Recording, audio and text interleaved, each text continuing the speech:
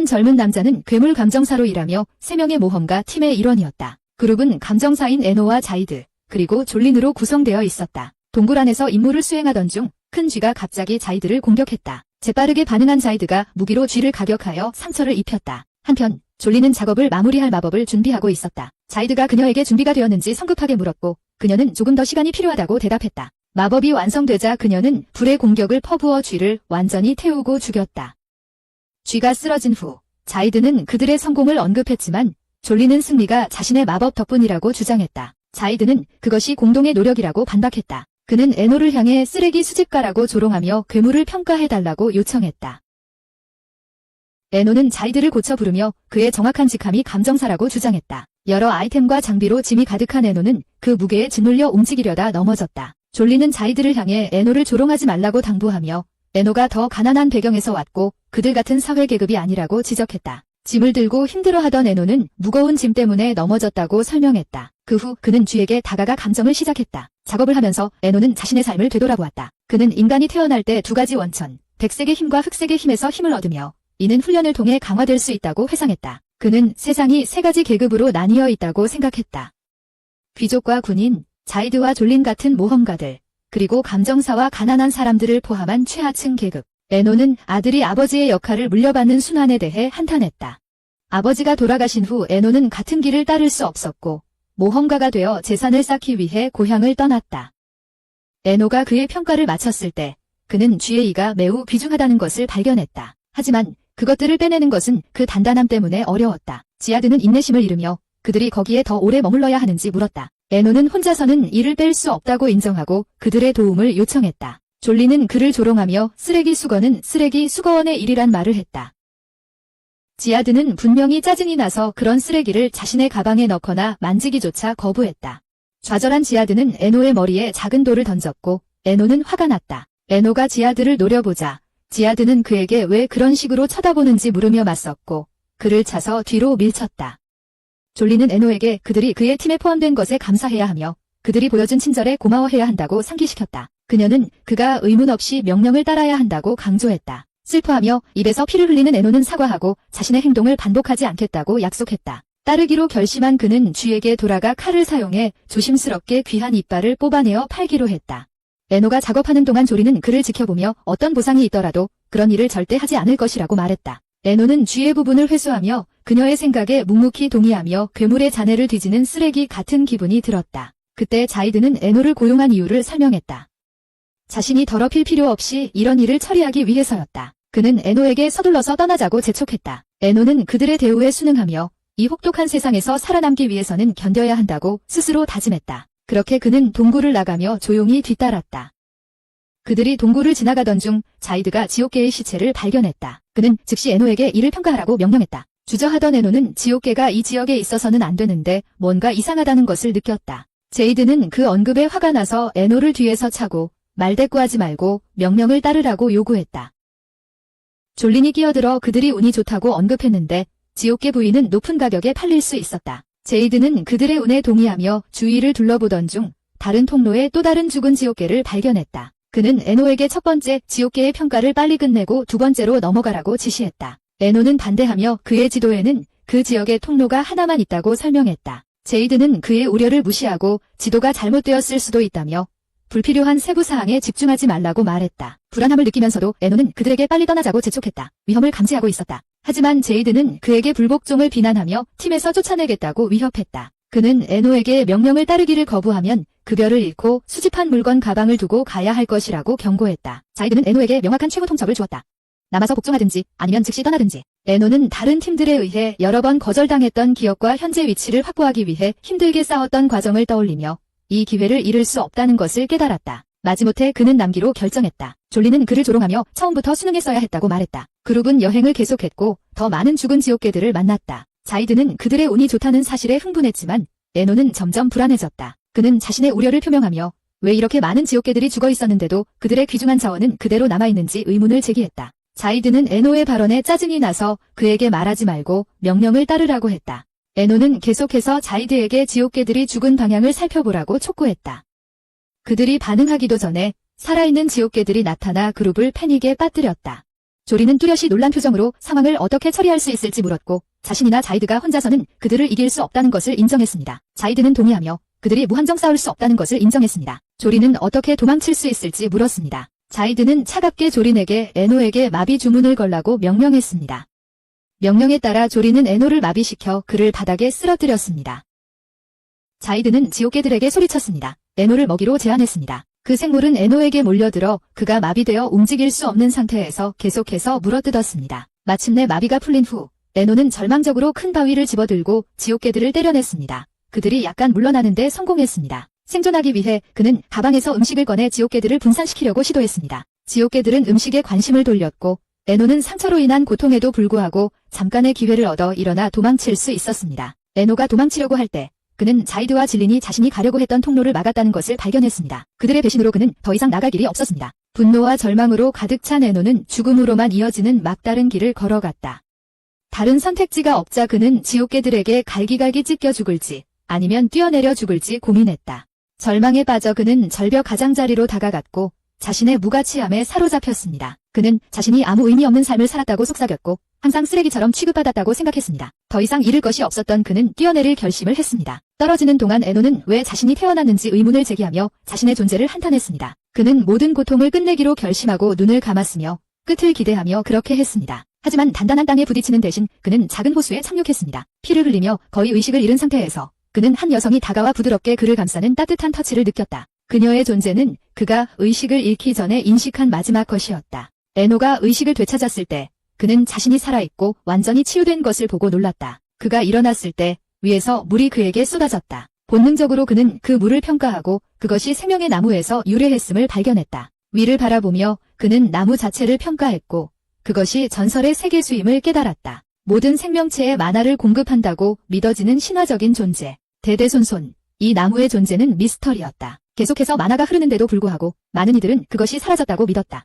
학자들은 오랫동안 그것이 숨겨진 장소에 여전히 존재할 수 있다고 이론화하며 수많은 실패한 탐험이 이어졌다. 그런데 지금 에노는 그 앞에 서 있었고 오랜 세월 동안 전설의 나무를 처음으로 바라본 사람이었다. 감사함이 넘쳐 그는 나무에게 고마움을 전하며 그것이 자신의 생명을 구했다고 믿었다. 허기가 그를 괴롭혔고 그는 음식을 찾아야 한다는 것을 깨달았다. 다시 한번 감사를 표현한 후 그는 앞에 있는 문으로 향했다. 그가 다가가자 그는 반대편에 괴물들이 기다리고 있을지 궁금해졌다. 만약 그렇다면 그는 그들이 자신이 간신히 살아남았던 지옥 개들보다 더 강할까 두려웠다. 지옥 개들과 자신의 죽음 직전의 경험이 그를 분노로 가득 채웠다. 좌절감에 자신을 내리치며 그는 과거의 약점을 버리고 앞으로 나아가겠다고 다짐했다. 결심한 에노는 작은 돌을 집어들고 자신의 길을 개척하기로 결심했다.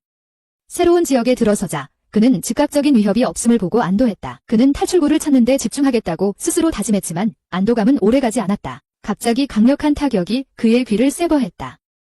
충격에 휩싸인 그는 손을 뻗었고 또 다른 타격이 그의 손가락을 세버했다. 절망이 밀려오면서 에노는 공격자를 찾기 위해 주위를 살폈다. 그는 감정 능력을 사용하여 공격자를 S급 괴물로 확인했다. 그것은 헤라운드보다 훨씬 강력한 생물이었다. 괴물은 끊임없는 공격을 퍼부으며 그의 몸에 깊은 상처를 남겼다. 고통 속에서 몸부림친 에노는 무너져 내리며 그것을 이길 가능성이 없음을 깨달았다. 그의 유일한 희망은 괴물이 그를 죽이기 전에 도망치는 것이었다. 괴물이 마지막 일격을 가할 준비를 하자 그 공격은 가로막혔다. 거대한 생물이 그림자에서 나타나 S급 괴물을 신속하게 처치했다. 에노는 거의 움직일 수 없이 약하게 누워서 새로 도착한 자를 평가했다. 그 거대한 곰 같은 생물은 그를 공포로 마비시킬 만큼 압도적인 존재감을 발산하고 있었다. 그의 공포 속에서 그 생물은 에노에게 주의를 기울였다. 곰은 에노에게 엄청난 힘으로 타격을 가해 눈을 다치게 하고 피가 얼굴로 흘러내리게 했다. 그런 다음 그 생물은 에노를 잡아들어 벽에 몸을 3번이나 부딪히게 하여 입에서 심하게 피를 흘리게 했다. 그 생물은 거대한 턱을 열고 에노를 삼켜 생명을 끝내려고 준비했다. 모든 희망이 사라진 것처럼 보였을 때 영웅적인 인물이 나타나서 그를 방어하기 위해 개입했다. 그 여자는 치열하게 싸워 곰을 죽이고 에노를 필사의 죽음에서 구해냈다. 에노가 무슨 일이 일어났는지 완전히 이해하기 전에 그 여자는 다른 인간의 요청에 따라 에노를 돕기 위해 왔다고 설명했다. 그녀의 말은 거의 들리지 않았고 어둠이 그를 덮쳤으며 그는 의식을 잃었다. 그가 깨어났을 때 에노는 전설적인 나무 아래 다시 한번 자신을 발견했다. 그의 몸은 아무 일도 없었던 것처럼 완전히 치유되어 있었다. 그 앞에 앉아있는 것은 2번이나 그의 목숨을 구해준 같은 여인이었다. 경험에서 여전히 충격을 받은 에노는 그녀의 아름다움에 매료되었다. 눈을 뗄 수 없어 그는 경탄하며 그녀를 바라보았다. 전투 후에 깨어난 에노는 그의 목숨을 구해달라고 어머니 우르술라에게 부탁했던 소녀 유리를 보며 눈을 떴다. 우르술라는 에노에게 그녀의 딸이 그를 위해 차를 준비했으며 반드시 마셔야 한다고 말했다. 유리가 차를 건넸지만 우르술라는 강제로 그의 입에 부어주었다. 차를 마신 후 에노는 유리에게 차가 맛있다고 말했고 이는 유리를 기쁘게 했다. 에노는 그들이 자신을 구해준 사람들인지 물었다. 우르술라는 그렇다고 확인하며 유리의 요청으로 그렇게 했다고 설명했다. 유리의 간청이 없었다면 그녀는 그를 괴물들에게 맡겼을 것이라고 말했다. 우르술라는 에노에게 유리에게 인사하고 그녀가 한 일에 진심으로 감사해야 한다고 말했다. 에노는 유리에게 감사했지만 그로 인해 유리는 부끄러움을 느꼈다. 그러나 우르술라는 에노의 얼굴을 때리며 그가 단순히 유리가 아닌 레이디 유리라고 불러야 한다고 말했다. 그 후 그녀는 그를 세게 차버렸다. 유리는 어머니에게 에노가 자신을 이름으로만 부르게 하고 싶다고 말했다. 놀란 에노는 우르술라에게 그녀가 정말로 유리의 어머니인지 물었다. 우르술라는 자신이 유리의 어머니일 뿐만 아니라 세계수의 수호자라고 확인했다. 그녀는 세계수가 9그루가 있으며 자신의 역할은 이 세계수를 보호하고 모니터링하는 것이라고 밝혔다. 특히 뿌리가 단단히 박힐 때까지 외부 공격으로부터 지켜야 한다고 말했다. 에노는 그녀가 나무를 심은 사람인지 그리고 그곳에 살고 있는지 물었다. 우르술라는 두 가지 모두 확인하며 그녀가 오랫동안 그곳에 살고 있었다고 말했다. 호기심이 생긴 에노는 유리가 인간이 아닌지 물었다. 우르술라는 유리가 세계수의 영혼이라고 대답했다. 이런 사실에 충격을 받은 에노는 유리에게 다가가 그녀가 믿을 수 없을 만큼 아름다운 영혼이라고 말했고 유리는 다시 얼굴이 빨개졌다. 우르술라는 에노를 때리며 그런 부적절한 말을 그녀의 딸에게 하지 말라고 꾸짖었다. 그녀는 그가 유리를 그런 식으로 바라보게 하려고 자신의 눈을 치료한 것이 아니라고 덧붙였다. 에노는 곰의 공격으로 몸 전체에 심각한 부상을 입었고 그중 눈에도 피해가 있었다고 설명했다. 우르술라는 그녀가 세계수의 물방울로 그의 상처를 치유했으며 나무에서 얻은 약초로 그를 위해 새로운 눈을 만들었다고 말했다. 그녀는 유리의 요청 덕분에 우르술라가 행동했다며 그에게 유리에게 감사를 표해야 한다고 주장했다. 유리의 도움이 없었다면 그녀는 그를 치료하지 못했을 것이다. 에노는 유리에게 왜 자신을 위해 이렇게 했는지 물었다. 유리는 단순히 그가 자신에게 감사했기 때문이라고 답했다. 우르술라는 이곳에 오는 모든 사람은 유리에 의해 구원받지만 그 누구도 그에게 감사하지 않는다고 설명했다. 대신 그들이 그녀가 세계 나무의 영혼이라는 것을 알게 되면 가지를 잘라서 자신의 이익을 위해 사용한다. 그녀는 에노가 유리에게 감사한 첫 번째 사람이라고 지적했다. 에노는 다시 유리에게 감사하며 그녀의 얼굴이 붉어지게 했다. 우르술라는 에노를 바라보며 이제 유리에게 감사했으니 떠날 시간이라고 말했다. 그녀는 그에게 즉시 가라고 지시했다. 유리는 반대하며 어머니에게 외부 세계가 너무 위험하다고 애원했다.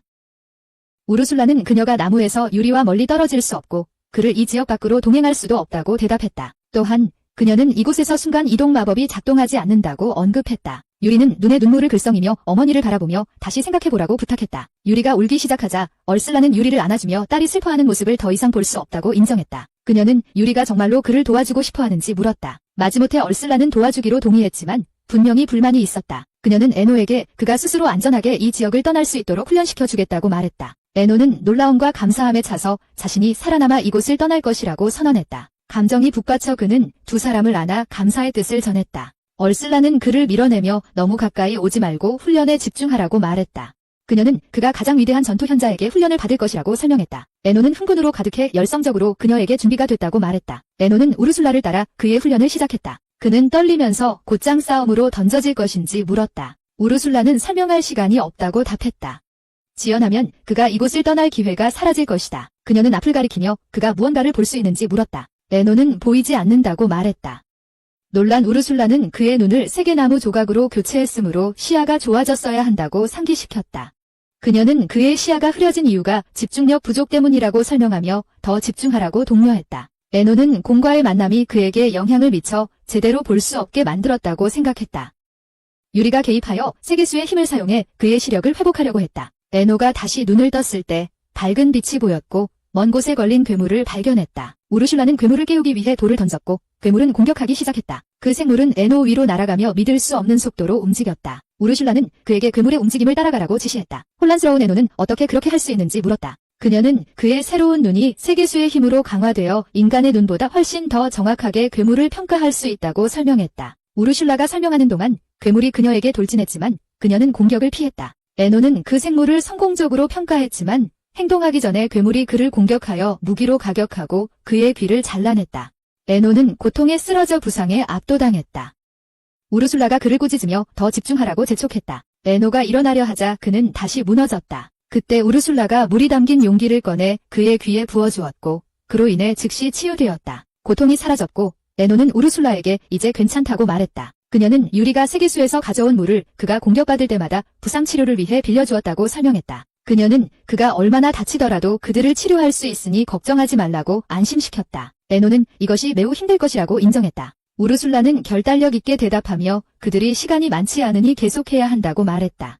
에노는 다시 집중하며 괴물의 시선을 고정했다. 그는 다시 평가하며 괴물이 그의 왼쪽 다리를 공격할 준비를 하고 있음을 깨달았다. 그는 괴물이 더 가까워지기를 기다렸다가 성공적으로 공격을 피했다. 우르술라에게로 고개를 돌리고 그는 자랑스럽게 자신의 성공을 선언했지만 말을 마치기도 전에 괴물이 다시 공격해와서 그를 다쳤다. 우르술라는 한 번의 공격을 피하는 것만으로는 충분하지 않다고 그에게 상기시켰다. 그는 살아남고 싶다면 계속해서 경계하고 계속해서 피해야 한다고 했다. 에노는 자신에게 경고하며 자만심이 승리를 방해하지 않도록 괴물을 완전히 이기기 전까지는 절대로 자만하지 말라고 마음먹었다. 그는 집중하여 평가 능력을 사용해 몇 차례의 공격을 성공적으로 피했다. 그는 미소를 지으며 우르술라에게 의견을 물었지만 그녀가 답하기도 전에 괴물이 다시 한번 공격해와서 그를 다시 다쳤다. 에노는 고통에 몸을 쓰러뜨리자 우르술라는 그에게 물을 끼얹어 상처를 치료했다.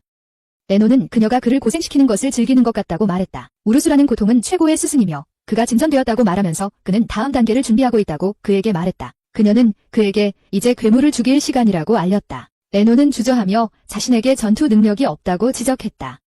우르술라는 웃으며 이미 알고 있었다고 말했고 그래서 그를 위해 세계수에서 만든 나무 칼을 가져왔다고 했다. 그녀는 유리에게 그 칼을 주도록 요청받았고 이를 위해 그녀의 나무에서 가지를 잘라내는 것을 허락했다고 설명했다. 놀란 에노는 유리에게 다시 한번 감사했다. 우르술라는 화가 나서 그를 붙잡고 만약 그가 칼을 부러뜨린다면 그녀가 직접 그를 죽이겠다고 경고했다. 그리고 나서 전투 준비를 하라고 말했다. 에노가 괴물과 싸우면서 가까워지기 전에 먼저 공격하려 했다.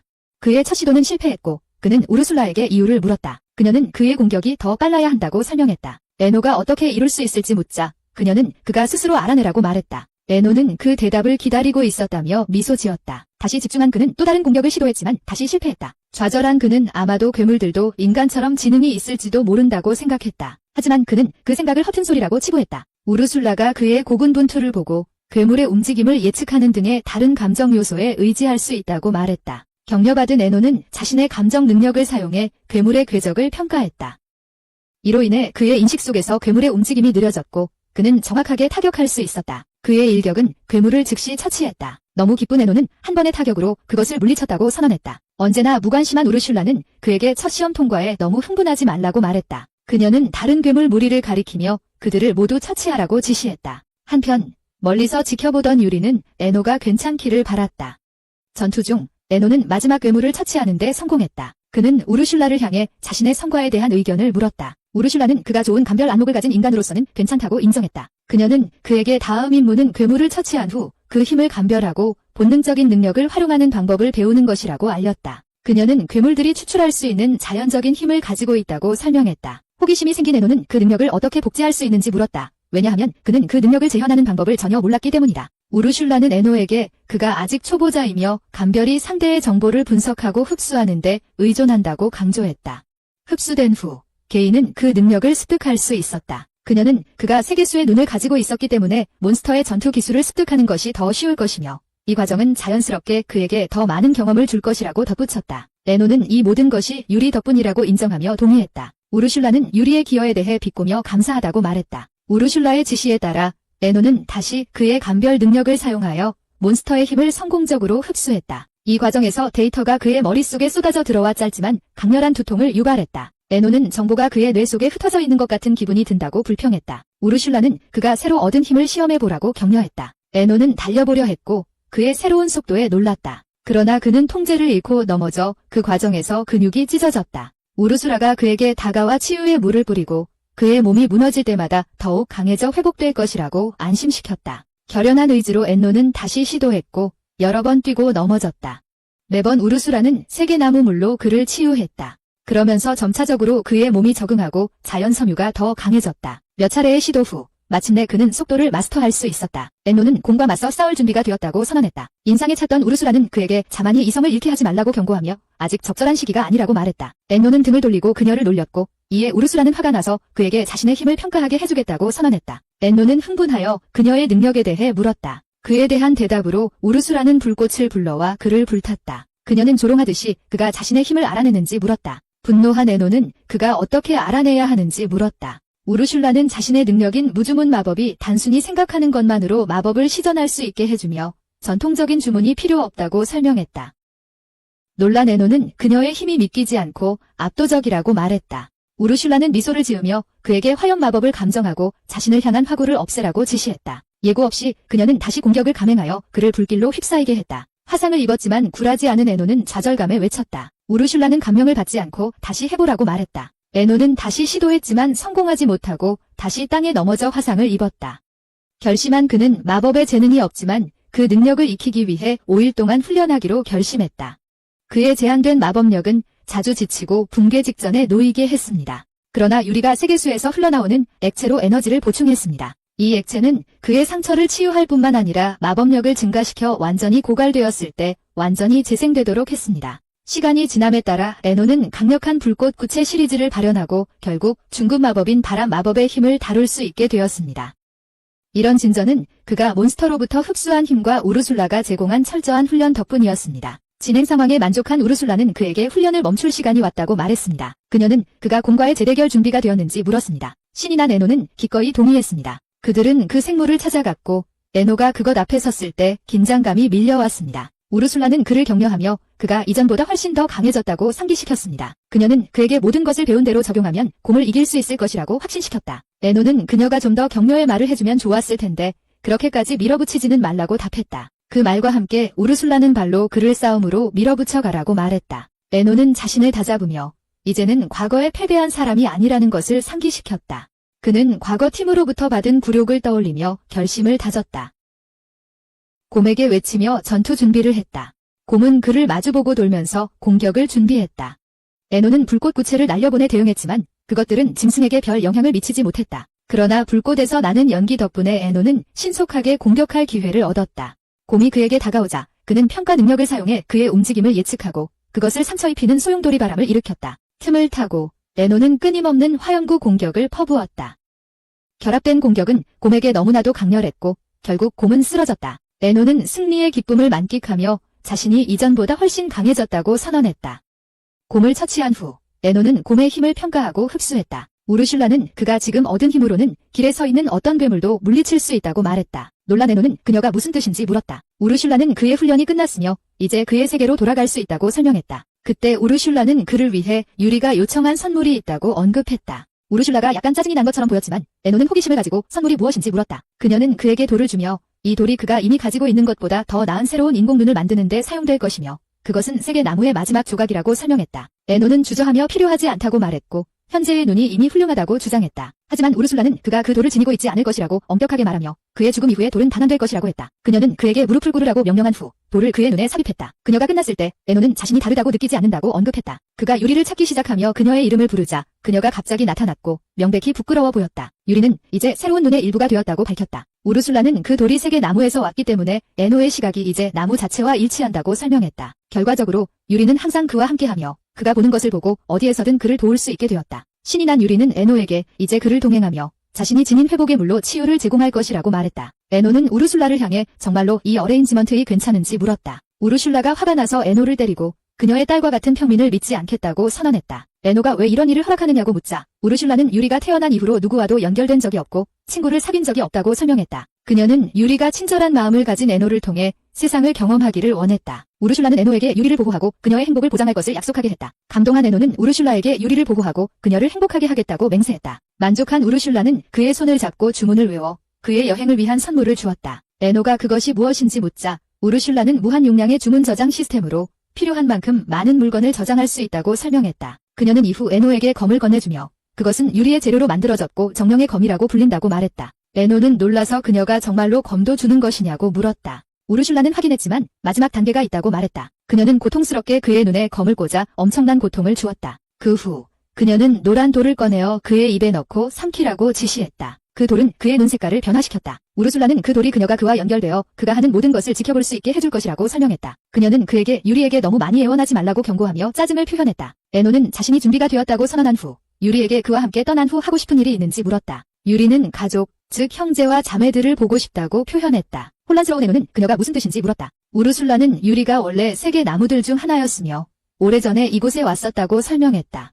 그녀의 소원을 깨달은 에노는 유리에게 나머지 가족과 재회하고 싶다고 말하며 그것을 이루겠다고 약속했다. 유리는 망설이며 자신이 부담이 될까 걱정했다. 에노는 그녀에게 손을 내밀며 그녀의 가족을 만나고 싶다고 안심시켰다. 감사한 유리는 진심으로 그에게 고마움을 전했다. 에노가 복도로 들어서자 그는 어느 방향으로 가야 할지 고민했다. 우르슐라의 목소리가 그를 안내하며 왼쪽으로 도는 법을 알려주었다. 그녀는 그를 위해 화살표를 표시해 놓았고 앞에 위험한 독사에 대해 경고했다. 에노는 자신있게 감정을 통해 처리하겠다고 대답했다. 에노는 그 독사와 마주쳤고 성공적으로 처치했다. 그것을 죽인 후 그는 생물을 감정했고 그 혜택을 발견하고 힘을 흡수했다. 그러나 이 과정은 그의 머리에 심한 고통을 유발했다. 고통이 견딜 수 없을 정도로 커졌을 때 갑자기 사라졌다. 유리가 나타나 자신의 고통을 덜어주었다고 설명했다. 감사한 에노는 그녀에게 고마움을 전했고 그로 인해 유리는 부끄러워했다. 에노는 큰 문에 다가갔고 우르슐라는 그 너머에 미로의 핵심을 지키고 있는 거대한 괴물이 있다고 알렸다. 그 핵심은 이 야수에 의해 보호되고 있다고 설명했다. 결연한 에노는 더 이상 예전에 약한 사람이 아니며 자신의 훈련과 월드트리의 힘이 이를 준비시켰다고 선언했다. 유리는 다시 나타나 그에게 안심시켜주며 그의 승리에 대한 자신감을 표현했다. 함께 그들이 핵심이 있는 방으로 들어갔다. 안에는 소환원이 있었고 그곳에서 거대한 괴물이 등장했다. 그 크기에 충격을 받은 에노는 얼마나 거대한지 외쳤다. 그는 유리에게 안전을 위해 자신의 눈으로 돌아오라고 요청한 후 괴물에게 돌진했다. 그 생물이 에노를 공격했지만 그는 그 공격을 막아냈다. 그 타격은 그를 거의 압도할 만큼 강력했지만 에노는 뱀에게서 얻은 독성을 사용하여 반격했다. 독은 괴물에게 영향을 미쳐 그것을 약화시켰다. 그러나 괴물은 다른 팔을 사용하여 일련의 타격을 가했고 에노는 그 모든 공격을 성공적으로 피했다. 숨을 헐떡이며 에노는 죽음에 가까웠다고 말했다. 우르슐라는 그가 사용할 수 있는 주문으로 싸움을 끝낼 수 있다고 상기시켰다. 놀란 에노는 정말 그럴 수 있는지 물었고 우르슐라는 괴물을 물리치는 열쇠라고 설명하며 확인해 주었다. 결단을 다진 에노는 강력한 주문을 준비했다. 그는 괴물에게 그것을 퍼부어 전투를 끝내는 결정적인 타격을 가했다. 괴물이 쓰러지자 아직 믿기지 않은 에노는 자신이 정말로 그것을 물리쳤는지 물었다. 유리가 나타나 기쁘게 그가 정말 이겼다고 말했다. 에노는 믿기지 않는 듯 서 있었고 자신이 실제로 괴물을 물리쳤다는 것을 이해할 수 없었다. 그는 혼자서는 이 일을 이룰 수 없었을 것이라고 생각했다. 감사한 마음으로 그는 유리의 손을 잡고 진심으로 그녀의 지원에 감사했다. 그때 우르슐라는 에노에게 괴물을 평가하고 그 힘을 흡수하라고 지시했다. 에노가 평가를 수행하자 우르슐라는 더 이상 미궁에 괴물이 남아있지 않으니 평가할 것이 없다고 말했다. 그녀는 그에게 핵으로 나아가라고 지시했다. 에노가 핵에 도달했을 때 우르슐라가 갑자기 그의 옆에 나타나 그를 놀라게 했다. 그녀는 자신이 그들과 공유하는 통신 링크 덕분에 어디에서든 그 앞에 나타날 수 있다고 설명했다. 우르슐라가 미로의 중심이 영혼의 핵과 비슷하다고 언급했다. 혼란스러워 에노는 그게 무슨 뜻인지 물었다. 우르슐라는 그 핵이 그의 힘을 상당히 강화할 수 있다고 설명했다. 에노는 이것이 그의 눈도 개선하고 힘을 증가시킬 수 있을지 혼자 생각했다. 주저하지 않고 그는 우르슐라에게 즉시 그 핵을 사용해 달라고 요청했다. 우르슐라는 그 핵의 힘을 그의 눈에 전달했다. 에노가 다시 그의 눈을 떴을 때 그는 상당한 차이를 느꼈고 자신의 힘이 이제 레벨 2에 도달했음을 깨달았다. 우르슐라는 그가 다른 미로에서 강력한 보스 몬스터를 계속 처치하면 그의 힘이 더욱 성장할 것이라고 알렸다. 방을 나선 후 그들 뒤에 문이 자동으로 닫혔다. 에노는 놀라서 문으로 달려가 다시 열려고 했습니다. 우르슐라는 미로의 중심이 가져가진 후 세계수로 가는 길이 봉인되었으며 에노가 떨어졌던 구덩이도 이제 닫혀있다고 설명했습니다. 그녀는 유리카에게 있는 세계수가 안전하게 보호될 것이며 그녀가 원하는 대로 평화롭게 살 수 있을 것이라고 확신시켰습니다. 에노는 안전하게 지상으로 돌아갈 수 있는지 물었습니다. 그는 자신감을 가지고 빠르게 움직일 것을 독려하며 그들은 미로를 탈출하기 위한 여행을 시작했습니다. 한편 주점에서는 제이드가 친구들에게 미로에서의 경험을 극적으로 이야기하고 있었습니다. 그는 그곳으로 가지 말라고 경고하며 그것이 지옥개들이 가득 차 있다는 주장을 했습니다. 그는 이야기를 과장하여 에노가 용감하게 그룹을 보호해 주었으며 제이드와 질린이 탈출할 수 있게 해주었다고 말했습니다. 심통을 부리는 척하며 제이드는 에노가 그들을 위해 목숨을 바쳤다고 주장했습니다. 그는 말하면서 가짜 눈물을 흘리기 시작했습니다. 갑자기 그의 뒤에서 한 목소리가 물었다. 누가 죽었어? 자이드. 놀라서 자이드는 돌아서서 에노가 서 있는 것을 보았다. 충격에 빠진 자이드는 음료를 뱉으며 에노가 어떻게 아직 살아있는지 물었다. 에노는 그가 자이드가 볼 수 있는 만큼 살아있다고 편하게 대답했다. 화가 나고 의심스러운 자이드는 에노의 카라를 잡고 그가 어떻게 미로에서 탈출했는지 물었다. 에노는 침착하게 그곳의 괴물들을 물리쳤다고 설명했다. 자이드는 믿으려 하지 않으며 그를 거짓말쟁이라고 부르며 그런 일을 할 수 없다고 주장했다. 자이드의 친구 중 한 명이 개입하여 자이드가 그의 목숨을 구했다고 전해진 남자에게 왜 화를 내고 있는지 물었다. 이것은 에노가 모든 사람에게 진실을 밝히게끔 만들었습니다. 자이드와 조리는 그를 지옥개들의 미끼로 사용하여 자신들이 도망칠 수 있게 했습니다. 주점의 다른 전사들은 분노하여 자이드에게 음료수를 던지고 공격하기 시작했습니다. 에노는 자이드를 위해 개입하여 다른 사람들에게 멈추라고 애원했습니다. 그는 모든 것이 어떻게 됐든 자이드가 그 팀에 데려오지 않았다면 율리와 우르슐라를 만날 기회도 없었고 지금의 힘도 얻지 못했을 것이라고 설명했습니다. 에노는 자이드에게 다가가 진심으로 감사 인사를 전하고 떠났습니다. 주점의 전사들은 에노의 겸손함에 놀랐고 그가 얼마나 많이 변했는지 말했습니다. 나중에 에노는 숲으로 들어갔고 거기서 그는 또 다른 데마스 종족의 몬스터를 싸우고 이겼습니다. 우르슐라의 도움으로 그의 힘이 더욱 강해졌고 레벨도 상승했습니다. 그들은 함께 율리의 가족을 찾기 위한 탐색을 계속했습니다. 우르슐라가 경고했듯이 다른 색의 나무들을 찾는 것은 쉽지 않을 것이었다. 그들은 멀리 떨어진 곳에 숨겨져 있었기 때문이다. 에노가 유리에게 검색 시간이 오래 걸릴 것에 대해 사과했다. 유리는 그녀가 이 여행을 원한 사람이니 노력이 필요하다는 것을 마음에 담아두지 않겠노라고 안심시켰다. 갑자기 도움을 청하는 소리가 들렸다. 유리가 에노에게 도움을 주라고 재촉했고 그는 다시 한번 자신의 눈 속으로 숨으라고 말했다. 에노는 소동의 근원지로 달려갔고 공격해온 몬스터들을 물리쳤다. 에노가 쓰러진 생물들을 평가하고 그들의 힘을 흡수하는 동안 유리와 우르술라는 가까운 곳에서 부상당한 경비대원들을 치료했다. 그 후 에노는 젊은 여자아이와 남자를 만나러 다가갔다. 여자아이가 에노에게 달려가서 꼭 안았다. 놀란 에노가 남자에게 돌아서며 그가 여동생을 통제할 수 있는지 물었다. 그 남자는 자신을 제스퍼라고 소개하며 자신이 그 소걸즈형이 아니라는 것을 분명히 했다. 그는 그 소녀가 왕국의 셋째 공주 클라우디아라고 밝혔다. 그들은 클라우디아를 그녀의 저택으로 데려갔고 그녀는 그들에게 도움에 대한 감사의 말을 전했다. 에노는 겸손하게 유리가 감사받아야 한다고 응답했다.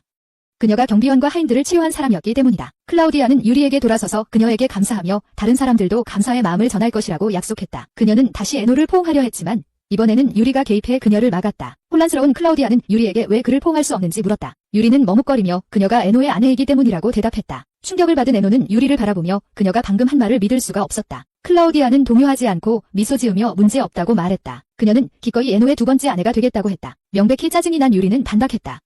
포기하지 않을 거죠? 클라우디아는 어깨를 으쓱하며 남자가 두 아내를 두는 것은 그 시대의 흔한 일이었다고 대답했다. 이 말은 유리를 더욱 화나게 했고 그녀의 좌절감이 드러났다. 한편 우르술라는 눈에 눈물을 가득 담고 유리가 이렇게 빨리 친구를 사귀게 되어 얼마나 행복한지 선언했다. 제스퍼는 에노에게 다가가 개인적으로 이야기하고 싶다고 물었다.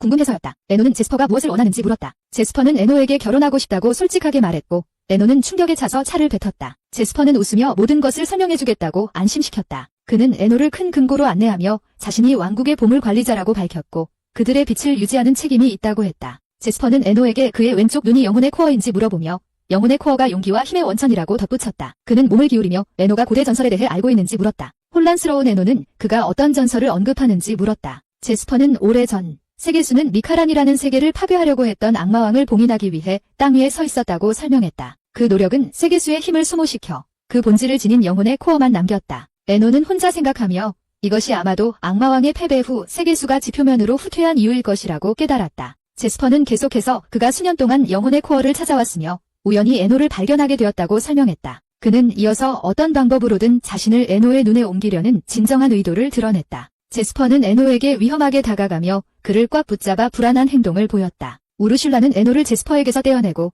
제스퍼의 청혼에 대해 그가 어떻게 할 것인지 물었다. 에노는 즉시 그것을 완전히 거부하겠다고 응답했다. 그러나 우르슐라는 그에게 재고해보라고 촉구하며 제스퍼의 세계 나무와 영혼핵에 대한 방대한 지식이 매우 귀중할 수 있다고 지적했다. 그녀는 제스퍼와 결혼하는 것이 정보, 그리고 아마도 숨겨진 데마스 생물들을 찾는 데에도 도움이 될 것이라고 덧붙였다. 에노는 제스퍼에게 다가가 결혼하는 대신 친구가 되자고 제안했다. 제스퍼는 미소를 지으며 동의했고 그것에 대해 전혀 문제가 없다고 말했다. 그는 에노를 집에 초대하며 그것이 미래의 그의 집이 될 수 있다고 언급했다. 클라우디아와 유리도 빠지기 싫어 에노를 안아주며 제스퍼에게도 그렇게 하기를 바랐다. 에노는 예상치 못한 상황에 놀랐지만 즐겁게 작은 웃음을 터뜨렸다. 궁금해. 에노는 제스퍼에게 다른 영혼핵의 위치에 대해 아는 것이 있는지 물었다. 제스퍼는 고개를 끄덕이며 그렇게 할 수 있다고 확인했지만 그 핵심들이 극히 위험한 장소에 위치해 있으며 그 지역을 탐험하는 것은 거의 불가능하다고 경고했습니다. 에노는 좌절하지 않고 제이스퍼에게 그 위치를 알려줄 수 있는지 물어보며 그들을 얻기로 결심을 다졌습니다. 제이스퍼는 눈썹을 치켜올리며 진짜로 그걸 처리할 수 있다고 생각하느냐고 물었습니다. 굳은 믿음으로 에노는 고개를 끄덕이고는 네, 할 수 있어요 라고 말했습니다. 에노는 유리에게 제이스퍼가 가리킨 곳에 도착했다고 말했습니다. 그는 또한 약속했던 대로 여기서 언니를 만날 것이라고 확신하며 이는 유리를 매우 기쁘게 했습니다. 에노는 미로에 들어가 걸음을 시작했지만 막다른 벽에 놀라움을 금치 못했습니다. 그는 왜 여기에 있나요? 라고 말했습니다. 그런 다음 그는 아루슬로가 벽을 만지면 즉시 사라질 것이라고 말하는 소리를 들었습니다. 에노는 그녀의 말을 따랐고 갑자기 나무로 가득 찬 울창한 숲이 그 앞에 나타났습니다. 잠시 후 이노는 유리를 환영하고 인사하는 목소리를 들었다. 유리가 나타나 목소리에 인사하며 이노에게 장난기 많은 그녀의 여동생 비나라고 말했다. 비나는 유리에게 오랜만이라고 말했다.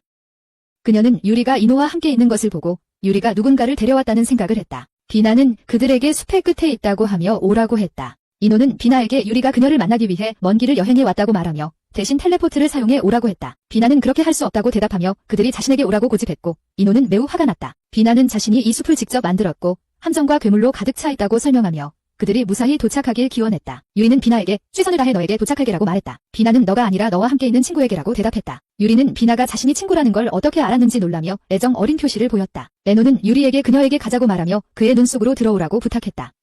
그러고 나서 이노는 숲으로 내려갔다. 비나는 이노에게 이 숲에서 오래 버티기 힘들 것 같다고 말하며 즉시 항복하라고 제안했다. 이노는 너에게 닿기 전까지는 항복하지 않겠어? 이라고 대답했다. 비나는 네 영웅이 어떻게 될지 두고 보자고 생각하며 언니 앞에서 그가 성공하지 못하게 하겠다고 다짐했다. 그녀는 또한 그가 자신이 만든 구덩이를 눈치채지 못했다는 점을 지적했다. 이노가 계속 걸어가던 중 아루슬로의 목소리가 앞에 구덩이가 있다고 경고했다. 그는 넘어지지 않기 위해 그것을 뛰어넘었고 이는 비나를 크게 짜증나게 했다. 비나는 화를 내며 어떻게 그런 일이 일어났지? 라고 말했다. 이노는 계속 걸어가며 더 많은 함정을 피했고 이는 비나를 더욱 좌절하게 했다. 그녀는 외쳤다. 내가 만든 함정을 어떻게 피하고 있는 거야? 아루슬로는 이노에게 비나의 말을 듣지 말라고 했고 가장 중요한 것은 유리를 행복하게 하는 것이라고 상기시켰다. 이노는 그들을 무시하고 집중했으며 유리는 그가 자신과 함께하는 한 함정을 피할 수 있다고 격려했다. 이노는 그녀에게 이 함정들이 치명적일 수 있다고 경고했다. 비나는 생각했다. 이제 그는 숲의 괴물 중 하나와 마주할 것이다. 아루슬로는 이노에게 꽃을 퍼뜨리는 괴물에 대해 경고했다. 괴물은 이노에게 수면가스를 방출했고 비나는 그가 괴물의 수면 효과에 어떻게 저항할 것인지 조롱했다. 이노는 그것이 그에게 영향을 미치지 않는다고 대답했고 이는 비나를 화나게 했다. 그는 검을 뽑아 마법을 걸고 괴물을 공격하여 반으로 베었다.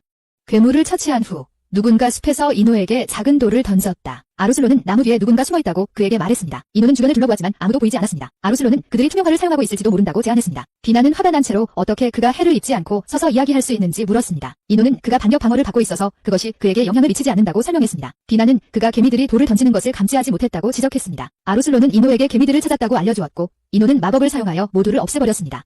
이에 비나는 더욱 화가 났습니다. 그녀는 그에게 묻습니다. 넌 악마니? 너는 왜 S급 개미들을 그렇게 쉽게 이길 수 있었어? 이노는 대답합니다. 아니요, 나는 평범한 사람입니다.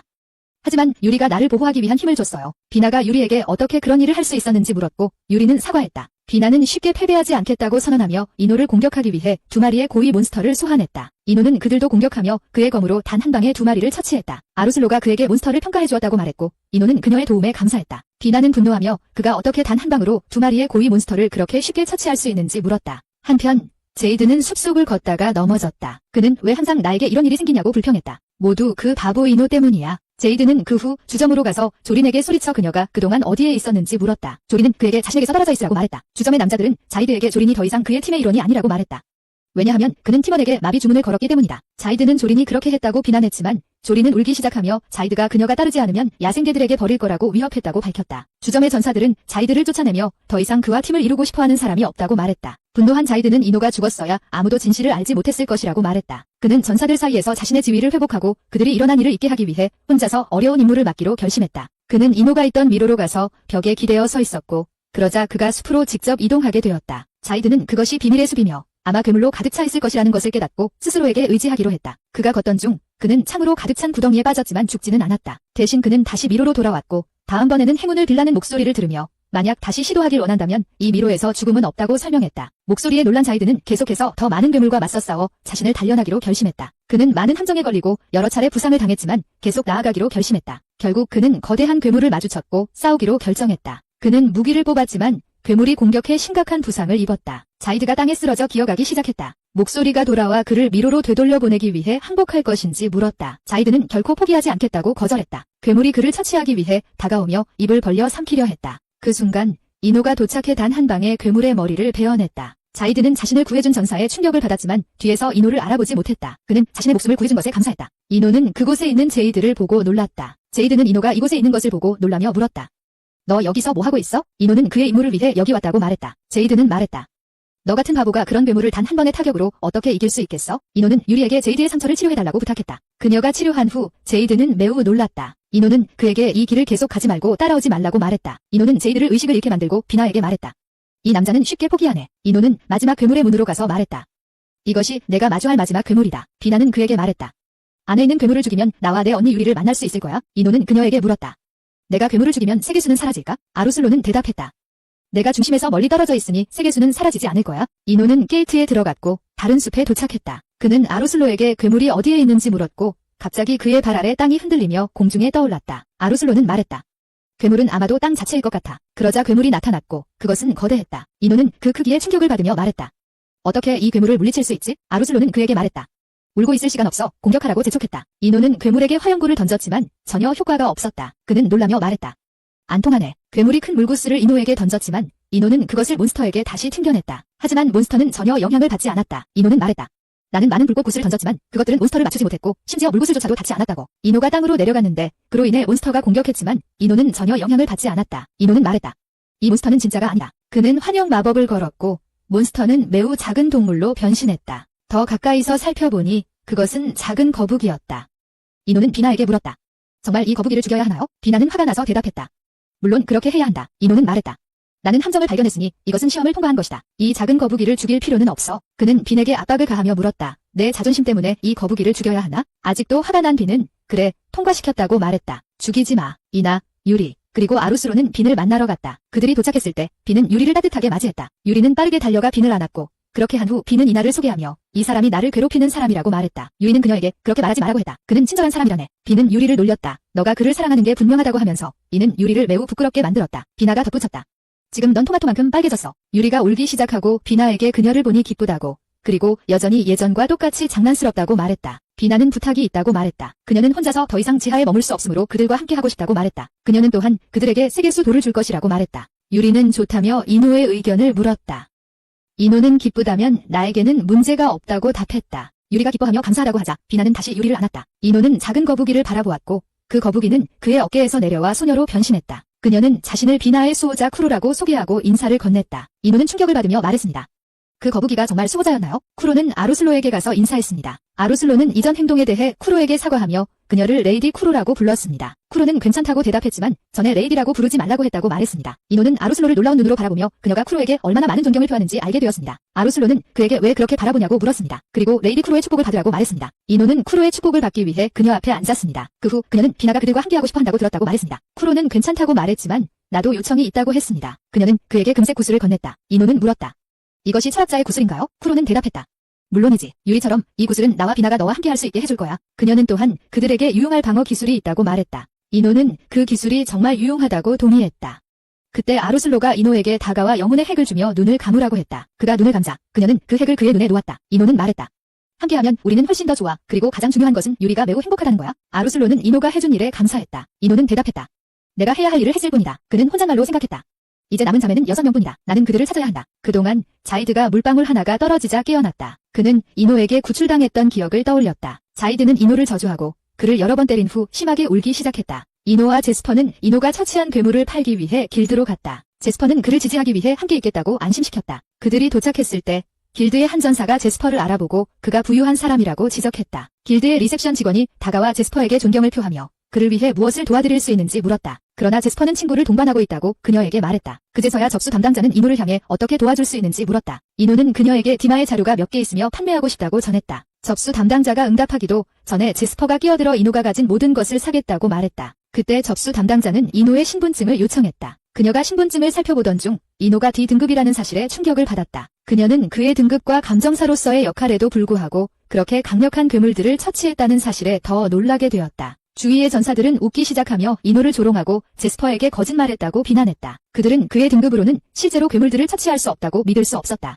실망한 이노는 침묵을 지켰다. 하지만 제스퍼는 그가 그들을 틀렸다고 증명하라고 격려했다. 에노는 그의 저장소에서 처치한 괴물들을 공개하며 길드의 모든 사람들을 놀라게 했다. 그럼에도 불구하고 한 전사가 그가 다른 사람에게서 재료를 훔쳤다고 비난하며 감정사가 그런 강력한 생물을 처치할 수 없다고 주장했다. 제스퍼는 적대감에 실망하며 그런 근거 없는 비난을 처리해야 한다면 길드에 오는 것이 싫다고 말했다. 그 순간 메건이라는 이름의 고위 길드원이 앞으로 나섰다. 그녀를 본 군중은 조용해졌다. 메건은 에노에게 다가가 다른 사람들을 외모로 판단하지 말라고 말했다. 그녀가 그를 자세히 살펴보면서 그의 놀라운 눈에 대해 언급했다. 에노는 즉시 그녀가 그의 눈이 인공이라는 것을 알아차렸다는 것을 깨달았다. 그는 또한 그녀가 길드의 리더라는 것을 인식했다. 접수원이 검증을 마친 후 에노의 자료가 진품이라고 발표했다. 길드원들은 놀라워했고 제스퍼는 그들에게 만족스럽게 돌아보며 말했다. 봐요. 그의 힘을 가진 남자는 혼자서 그런 괴물들을 처치할 수 있는 능력이 충분하다. 접수원은 그를 의심한 것에 대해 죄책감을 느끼며 에노에게 사과하고 용서를 구했다. 메건은 에노에게도 그녀를 용서해달라고 요청하며 외모를 기준으로 판단한 것에 대해 개인적으로 꾸짖겠다고 말했다. 그녀는 사람들은 특정 운명 속에서 태어났지만 삶을 특별하게 만드는 것은 자신의 운명을 바꿀 수 있는 능력이라고 덧붙였다. 미소 지으며 에노는 그런 사람들이 길드에 있는 것을 자랑스럽게 생각한다고 말했다. 메건은 그에 대한 존경을 표하며 그를 영웅이라고 부르고 그가 길드의 일원이 되어 영광이라고 말했다. 그녀는 이후 자신이 다시 그를 곧 볼 수 있기를 바란다고 말하며 자리에서 일어섰다. 접수원은 에노에게 그의 물품을 처리하는 동안 기다려달라고 요청했다. 하지만 제스퍼는 그녀에게 멈추라고 지시하고 에노에게 그의 나머지 자료를 공개하라고 요청했다. 에노가 따르자 길드는 다시 한번 그 방대한 양의 충격을 받았다. 전사들은 에노 주위에 모여들기 시작했고 그는 어떻게 이렇게 많은 귀중한 자재를 얻었는지 배우고 싶어했다. 그들의 관심에 압도된 에노는 불안해하며 재빨리 도망쳤고 그들에게 자신을 혼자 두라고 외쳤다. 나중에 제스퍼의 저택에서 에노는 수영장에서 휴식을 취하고 있었다. 상황을 되돌아보며 그는 누구에게도 무시당하고 싶지 않다는 것을 스스로 인정했다. 하지만 전사들의 압도적인 존경은 그에게 낯설고 불안한 감정을 안겨주었다. 목욕을 마친 후 그는 쿠로를 만났다. 에노는 그녀에게 물었다. 아직 유리의 형제자매가 6명 더 남아있죠? 맞죠? 쿠로는 고개를 저으며 그를 정정했다. 아니요, 7명이에요. 첫째 언니는 아직 살아있지만 그녀의 행방은 알 수 없습니다. 그녀는 그에게 계속 수색할 것인지 아니면 중단할 것인지 물었습니다. 에노는 쿠로에게 유리의 형제를 계속 찾겠다고 안심시켰고 유리가 자신에게 많은 도움을 주었기에 그녀를 포기할 수 없다고 설명했습니다. 이후 에노는 제스퍼를 만나고 다시 메건을 만났습니다. 그녀는 그를 따뜻하게 맞아주었고 제스퍼는 에노에게 메건이 그에게 요청할 것이 있다고 알렸습니다. 에노는 놀라서 왜 그녀가 다른 길드의 누군가에게 일을 맡기지 않았는지 물었습니다. 메건은 자신이 그에게만 맡길 수 있다고 대답했습니다. 그녀는 에노에게 비헤모스에 대해 들어본 적이 있는지 물었습니다. 에노는 들어본 적이 없다고 인정했습니다. 메건은 비헤모스가 악마왕에 의해 만들어진 거대한 드래곤이며 악마왕의 죽음 이후로 사라졌다고 설명했습니다. 제이스퍼는 용이 최근에 다시 모습을 드러내고 무역로를 공격하기 시작해 상인들의 여행이 위험해졌다고 덧붙였다. 메건은 에노에게 그녀가 이 위기를 해결하러 여기에 왔으며 그녀가 그를 SS 랭크 용을 물리치는 임무에 배치하고 싶다고 말했다. 놀란 에노는 소리쳤다. SS 랭크, 그것은 매우 높은 등급의 몬스터야. 걱정스러운 제이스퍼는 에노에게 이 임무를 맡으면 목숨을 잃을 수 있다고 경고했다. 그는 에노에게 길드의 일에 관여하지 않아도 된다고 상기시켰다. 그러나 놀랍게도 에노는 자신감 있게 임무를 받아들였다. 메건과 제이스퍼 모두 그의 결정에 놀랐다. 제이스퍼는 말했다. 정말 용감한 마음을 가진 사람이구나. 미소 짓는 메건은 그녀가 그를 의지할 수 있는 사람으로서 기대한 대로였다고 말했다. 그녀는 그의 손을 잡고 그에게 임무를 맡겼다. 사막에서 이노는 어설러에게 그들이 드래곤의 위치에 가까워졌는지 물었다. 어설러는 그녀가 그 위치를 정확히 찾아냈다고 확인했다. 그녀는 비히머스가 다른 이들의 힘을 흡수할 수 있는 능력이 있으며 바람을 쉽게 조작할 수 있다고 설명했다. 그녀는 또한 드래곤이 밤에만 나타나며 그를 수면으로 유인해야 한다고 알려주었다. 이노는 강력한 마법을 시전하여 대규모 폭발을 일으켰고 땅에 깊은 분화를 만들었다. 잠시 후 거대한 드래곤이 땅 아래에서 나타났다. 드래곤은 짜증이 나서 포효했다. 나를 깨운 자 누구냐? 그는 자신이 결코 패배를 몰랐고 자신보다 강한 존재를 만난 적이 없다고 자랑했다. 태어나면서부터 그는 세상에 비견할 수 없는 엄청난 힘을 지니고 있었다. 그는 마을을 공격했던 때를 회상하며 한 마을 사람을 잡아 통째로 삼켰다. 드래곤은 이어 이노를 바라보며 비웃으며 그를 약하다고 했지만 그 안에 큰 힘을 느낀다고 말했다. 그는 이노에게 누구인지 물었다. 이노는 자신을 소개하며 드래곤을 처치하러 왔다고 선언했다. 드래곤은 조롱하며 웃었다. 이 세상에 나를 이길 수 있는 자는 없다. 나는 악마왕의 힘으로 만들어졌다. 이노는 비웃으며 반격했다. 그렇다면 악마왕은 그렇게 강하지 않은 거니군. 분노한 드래곤은 포효하며 말했다. 감히 악마왕의 힘을 모욕하다니. 그는 입에서 에너지 구체를 쏟아내기 시작했다. 이노는 그의 놀라운 속도를 이용해 모든 공격을 재빠르게 피했다. 용은 놀렸다. 내가 빠르다고는 하지만 나는 여전히 내가 지배하는 땅에서 달리고 있을 뿐이야. 용이 땅을 내리찍자 거대한 모래 폭풍이 일어나 에노를 집어삼켰다. 그러나 속도를 이용해 에노는 공격을 간신히 피했다. 시간을 낭비하지 않고 에노는 용에게 달려가 한쪽 다리를 잘랐다며 그의 방어가 예상보다 약하다고 말했다. 용은 자신의 취약점을 알아차리고 지하로 도망쳤다. 시야에서 사라졌다. 에노는 이 전술에 잠시 당황했고 용이 어디로 가는지 의문을 품었다. 땅 아래에서 용은 은밀하게 움직이며 에노가 다음 공격을 예측할 수 없을 것이라고 자신감을 보였다. 갑자기 용이 에노 밑에서 튀어나와 그를 삼켜버렸다. 그러나 용의 몸체 안에서 에노는 강력한 마법을 사용해 거대한 폭발을 일으켰다. 용의 몸체가 찢어지며 고통스러운 비명을 질렀다. 공중에 흩어진 잔해 속에서 드래곤의 의식이 잠시 남아 이노의 빛나는 눈을 바라보았다. 그 눈은 파괴를 가져온다. 쉽게 물리칠 수 있는 것이 아니다. 마지막 숨을 내쉬며 드래곤은 물었다. 어떻게 나를 죽였냐? 이노는 대답했다. 나는 너의 몸 안에 마법을 방출했다. 나는 너를 미리 평가했고 내가 외부 마법을 흡수하는 것을 보았지만 내부에서의 폭발은 준비하지 않았다. 드래곤은 자신의 치명적인 실수를 깨닫고 마지막 포효를 내질렀다. 그럼 폭발도 흡수해야 했던 건가? 이노는 죽어가는 드래곤에게 자신의 마법을 시전하기 전에 마법 장벽을 두었다고 설명했다. 그는 또한 미리 시전한 숨겨진 주문을 통해 드래곤의 지하 공격을 예상했음을 밝혔다. 그 후 그는 드래곤에게 인간에 대한 오만함으로 인해 끝을 맞이하게 되었다고 말하며 인간의 진정한 잠재력을 결코 인식하지 못했다고 전했다. 드래곤은 자신의 운명을 받아들이며 맞아 라고 인정했다. 그것 때문에 졌어. 에노의 힘을 인정하며 처음으로 고통, 괴로움, 패배, 그리고 이제 죽음을 맛보았다고 덧붙였다. 그 말과 함께 드래곤의 형체는 서서히 희미해지며 완전히 사라졌다. 에노는 비헤모스가 악마왕에 의해 창조되었고 인간에게 끝없는 고통을 초래했음을 되새겼다. 그는 만약 자신이 우르술라와 유리를 만나지 않았다면 어떻게 되었을까 궁금해했다. 우르술라는 그 출처와 상관없이 드래곤은 인간을 해치려는 본능을 가지고 태어났으며 그 본능은 결코 바뀌지 않을 것이라고 그에게 말했다. 그런 다음 그녀는 드래곤의 능력을 평가하라고 지시했다. 유리는 에노를 응원하며 그가 대단하다고 말했다. 쿠로도 그의 업적을 인정하며 그가 혼자서 거대한 드래곤을 처치한 것에 감탄했다. 그러나 에노는 자신의 힘을 주변 사람들의 지원 덕분이라고 겸손하게 말했다. 그 후 에노와 유리는 클라우디아의 저택으로 돌아왔다. 그들이 들어가자 클라우디아가 열정적으로 그들을 맞이했다. 그녀는 에노에게 더 빨리 방문하지 못한 것에 대해 사과하며 내가 내 두 번째 아내니까 더 일찍 와야 했어. 맞지? 라고 덧붙였다. 에노는 즉시 반대하며 아니, 넌 내 두 번째 아내가 아니야. 이라고 말했다. 클라우디아는 미소를 지으며 다직은 아니지. 라고 대답한 후 그녀의 아버지가 에노를 보고 싶어 한다고 전했다. 바로 그때 왕이 방에 들어왔다. 왕을 보자 에노는 당황하여 본능적으로 머리를 숙였고 자신이 왕족 앞에 있다는 것을 깨달았다. 왕은 웃으며 그를 안심시켰다. 너무 긴장할 필요는 없다. 이완하고 편안하게 있어라. 그리고는 말했다. 마침내 딸의 미래 사위를 만나게 되어 기쁘다. 클로디아는 기뻐하며 선언했다. 물론이지. 그래서 그 옆에 앉을 거야. 유리는 뒤이어 즉시 말했다. 나도 그 옆에 앉을 거야. 에노는 두 사람 사이에서 갇혀 얼굴을 붉히며 중얼거렸다. 너무 가까이 앉아있다. 왕은 즐겁게 웃으며 에노에게 딸의 약혼자가 이렇게 사랑받는 것을 보니 기쁘다고 말했다. 화가 난 에노는 외쳤다. 이게 대체 무슨 일이야? 하지만 곧 왕과 이야기하고 있다는 것을 기억하고 즉시 사과했다. 왕은 기뻐하며 에노에게 직접 만나게 되어 기쁘다고 말했다. 그는 그 다음에 에노가 용을 물리친 것에 대한 감사의 뜻을 표현하며 메간으로부터 그의 발에 대해 들었다고 설명했습니다. 에노는 단지 부탁받은 대로 했을 뿐이라고 간단히 답했으며 그것은 그의 사명이었다고 말했습니다. 왕은 미소를 지으며 말했습니다.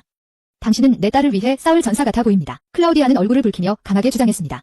물론이죠. 그는 강하고 고귀하며 자신의 힘 때문에 교만해지지 않습니다. 어찌 저를 원하지 않겠습니까? 왕은 계속해서 말했습니다.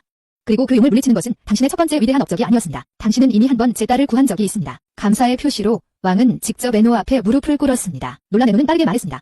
아니요, 감사의 뜻은 메탄크 유리에게 하십시오. 그녀의 힘이 없었다면 저는 아무것도 할 수 없었을 것입니다. 왕은 유리에게 돌아서며 말했다. 그럼 고마워. 유리 다시 한번 고개를 숙였다. 이에 유리는 완전히 당황하고 얼굴이 붉어졌다. 이를 본 에노는 웃음을 터뜨렸다. 그녀는 쉽게 부끄러워하네. 왕도 웃으며 에노에게 말했다.